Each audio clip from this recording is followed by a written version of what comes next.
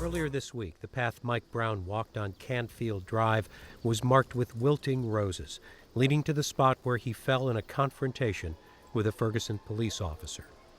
Whatever it was that happened here, Mike Brown's death was the breach in the levee that unleashed a torrent. Violence and looting and nightly protest, and a police response. It drew national and international media in numbers St. Louis probably hasn't seen since the flood of '93. But this time everything was playing out in one spot, a short stretch of West Florissant, and the events were easily captured and broadcast around the world, and not just by media organizations, but by anybody who could snap a picture with a cell phone and hit send. Ferguson, Missouri hit a nerve that convulsed the entire nation.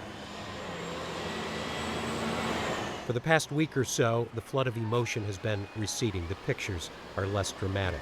On Saturday, traffic on West Florissant was driving past small groups of protesters, but also voter registration workers, volunteers picking up trash, a charitable organization grilling up free lunches.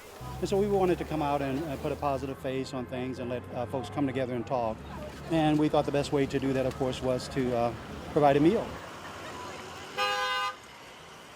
On Monday, Ferguson-Florissant schools, which had delayed the first day of school because of the unrest, finally opened up, with parents and others there to welcome back the kids. Pretty excited about this first day. It's a long time coming.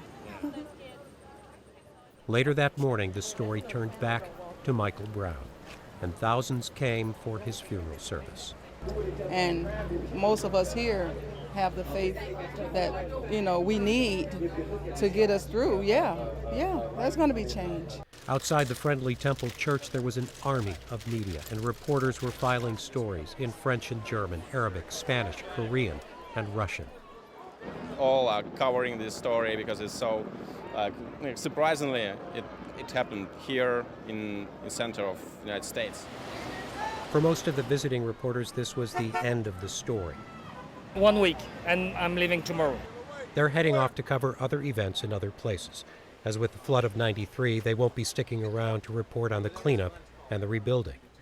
But there are signs that that difficult task may already be underway. The meetings, the marches, town halls, and more to come.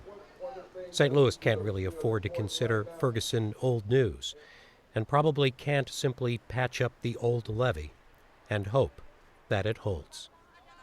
For Stay Tuned, I'm Jim Kircher.